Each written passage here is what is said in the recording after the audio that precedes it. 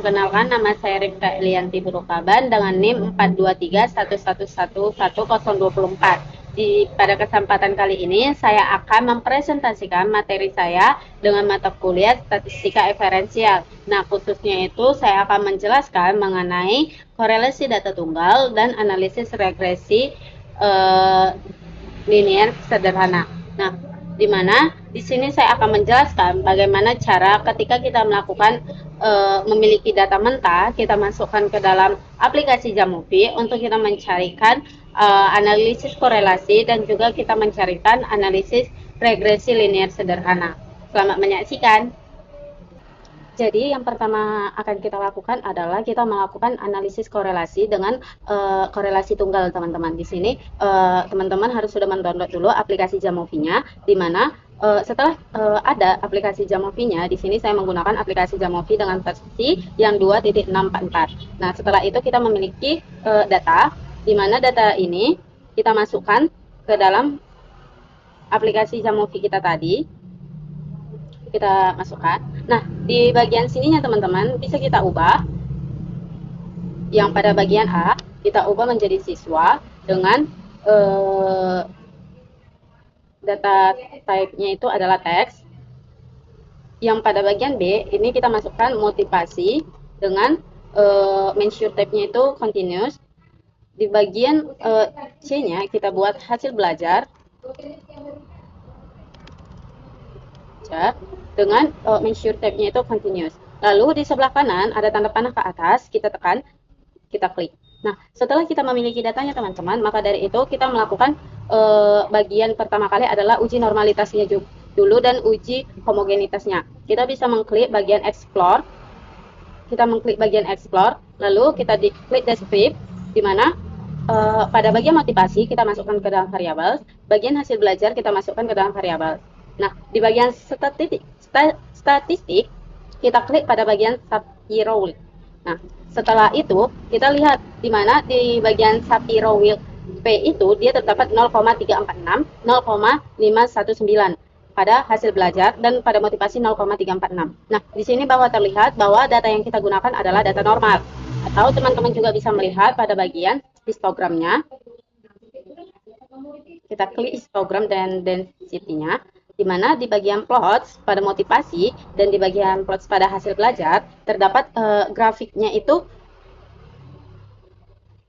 membentuk kurva yang normal. Dia pada bagian hasil belajar dan pada bagian motivasinya. Nah, oleh karena asumsi normalitas kita terpenuhi teman-teman, maka pengujian yang kita lakukan itu menggunakan statistika parametrik korelasi persen. Nah, tetapi jika ada suatu data yang tidak normalitas, maka mungkin kita melakukan pengujian hipotesisnya dengan menggunakan non-parametrik korelasi Spearman. Nah, bahwa data kita juga sudah terbukti normal, sudah kita lihat bahwa data kita normal, langkah selanjutnya yang kita lakukan adalah untuk melakukan korelasi, di mana kita tekan analisis, kita klik regression. Nah, di sini ada correlation matrix. Nah, setelah itu kita klik correlation matrix.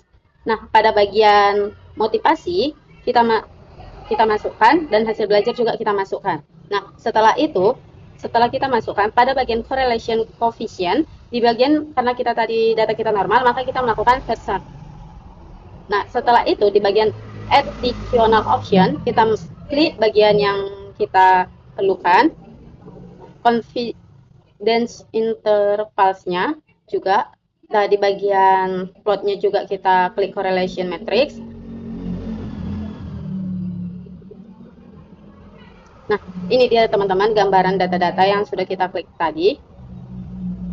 Dapat kita lihat dalam variabel-variabel ini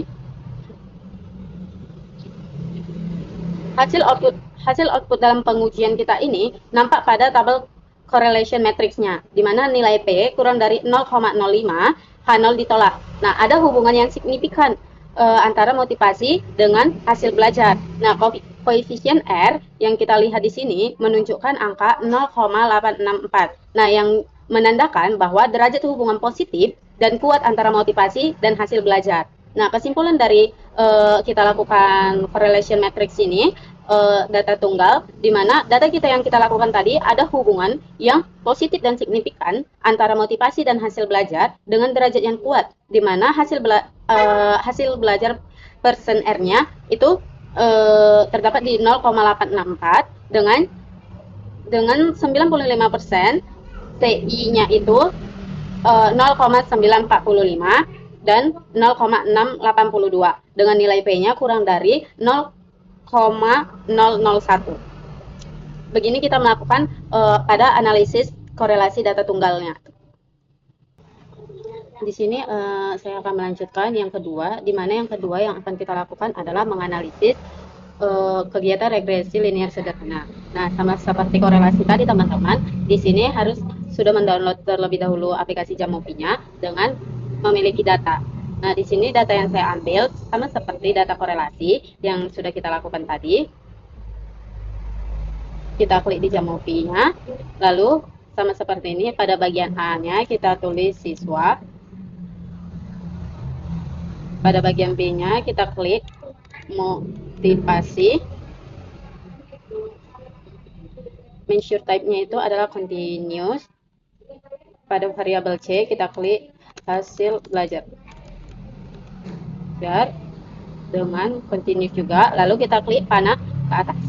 Nah, setelah kita lakukan data-data ini sudah kita masukkan teman-teman, maka langkah pertama yang kita lakukan adalah pengujian linearitasnya untuk memastikan bahwa variabel X dan Y itu linear menggunakan diagram script plot. Nah, kita lakukan di bagian panah ini adalah install pada bagian script-nya. Nah, karena kita sudah menginstal dari aplikasi ini, maka kita bisa klik script plot-nya.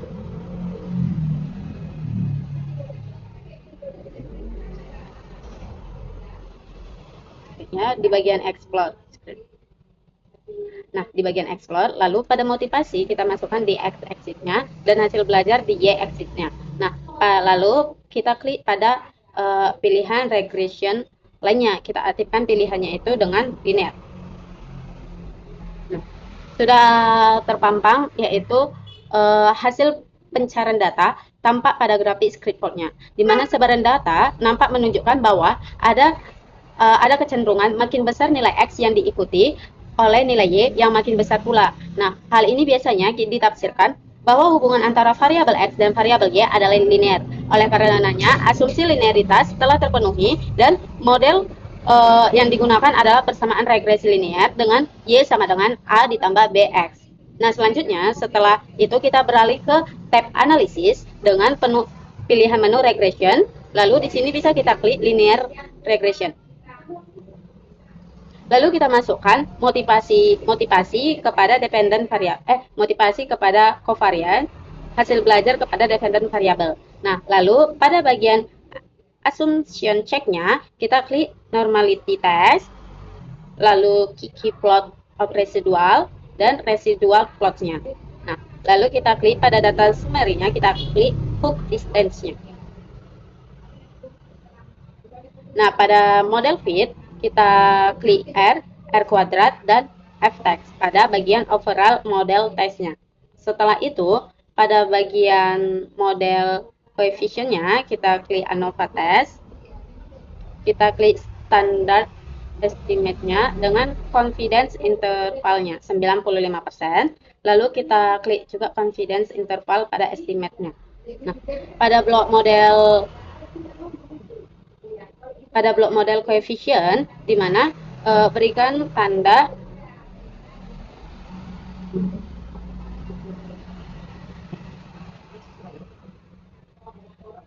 selanjutnya. Teman-teman, kita lihat pada asumsi ceknya di sini bahwa terdapat 0,847 yang menandakan bahwa data kita adalah normal, di mana juga hal ini didukung oleh grafik yang kita dapatkan.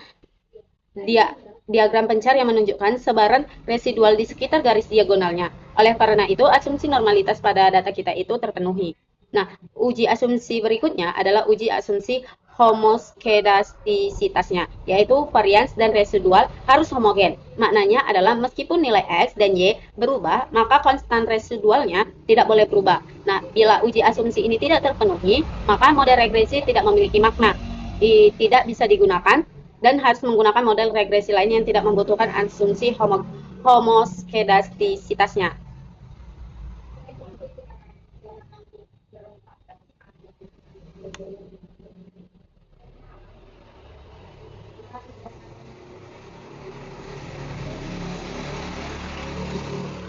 Nah, teman-teman, selanjutnya kita cek pada bagian Cook distance-nya, di mana nilai min yang kurang dari 1 mengidentifikasikan bahwa kehadiran outlier-nya dapat diabaikan. Nah, yang berarti outlier-nya tersebut tidak terlalu mengganggu pada garis regresi. Nah, pada tabel kita terdapat bahwa min-nya itu kurang dari 1, yang berarti keberadaan outlier-nya tidak mengganggu pada garis regresi. Ada atau tidaknya outlier-nya itu tidak berpengaruh pada garis regresi kita. Nah, tetapi sebagai catatan, bila penelitian kita ini mendapatkan min lebih dari 1, dianjurkan tidak langsung membuang data. Nah, karena sebuah data tersebut sangat berharga. Bisa jadi outlier-nya itu berbicara tentang suatu fenomena yang justru perlu kita gali untuk mengapa suatu data tersebut pencilan ini berbeda dengan data yang lain. Nah, bila harus membuang pencilan, maka penelitian harus melaporkan kedua garis regresinya, yaitu garis regresi dengan pencilan dan garis regresi dengan tanpa pencilan.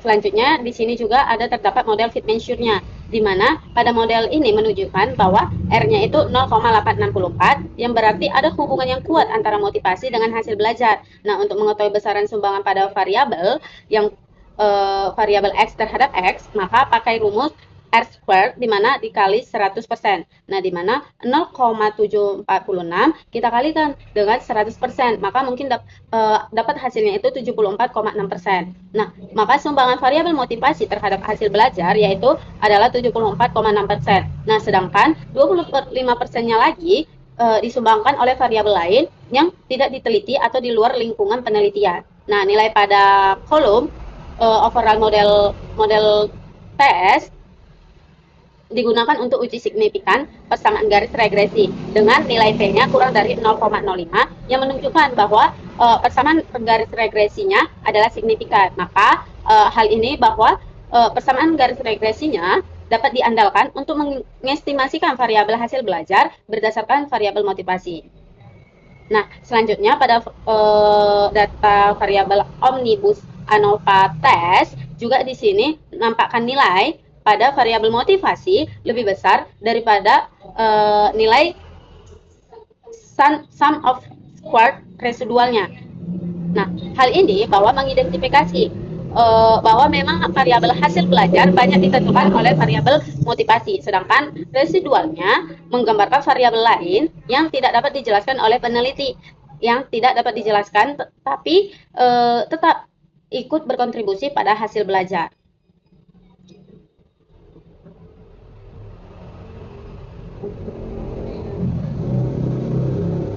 Pada model koefisien hasil belajarnya, karena memenuhi uji prasyarat pada linear, maka dapat diketahui bahwa koefisien dari A dan B untuk persamaan garis regresi, di mana Y sama dengan A ditambah BX, di mana Y-nya adalah 29,09 ditambah dengan 1,22X.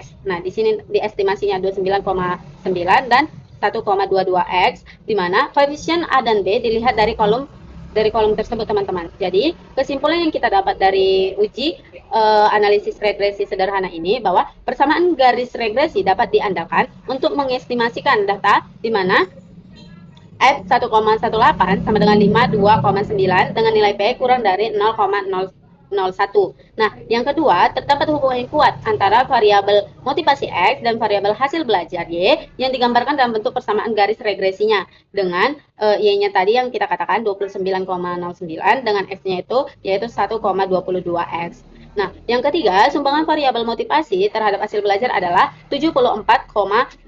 Nah, sedangkan 25,4%-nya sisanya disumbangkan oleh variabel lain yang tidak kita teliti. Nah, yang keempat, motivasi merupakan prediktor yang dapat menjelaskan hasil belajar, di mana bagian B-nya 1,22, di mana CI 95-nya itu terdapat di 0,866, 1,57, dengan T-nya itu 7,27 dengan nilai P kurang dari 0,001.